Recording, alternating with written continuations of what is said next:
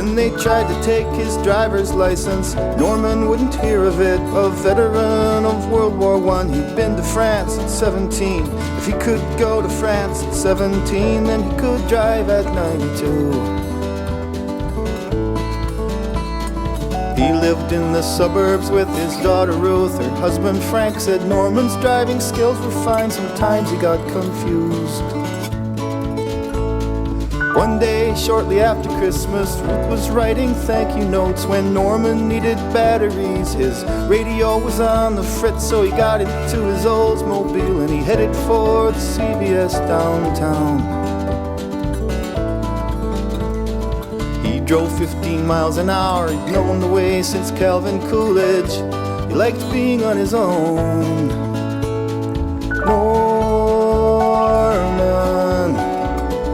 Norman, bon voyage.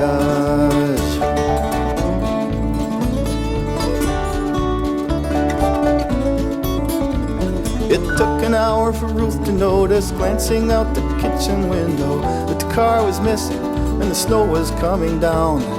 She called Frank, who called the cops, who said that they would see what they could do.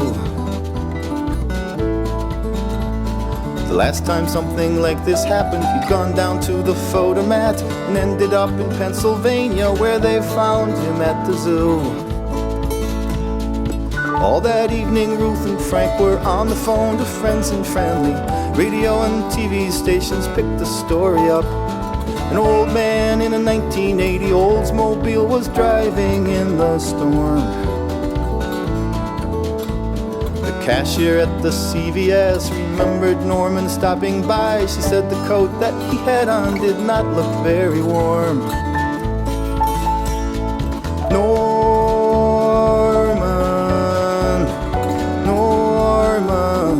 bon voyage.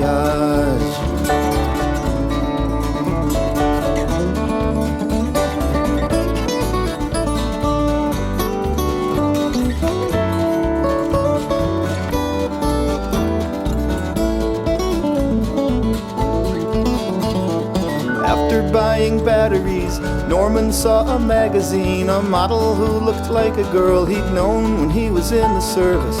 She'd been working at a bakery in a village just outside Calais.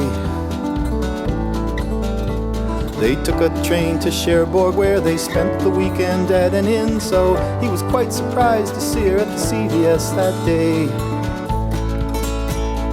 Driving home they reminisced all the things they'd done since then. She'd been married twice, she'd had a house, she'd had a garden, and her tulips were quite beautiful. He could smell the flower in her hair.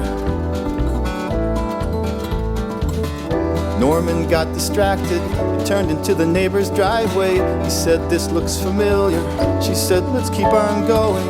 He drove into the backyard, into the swimming pool.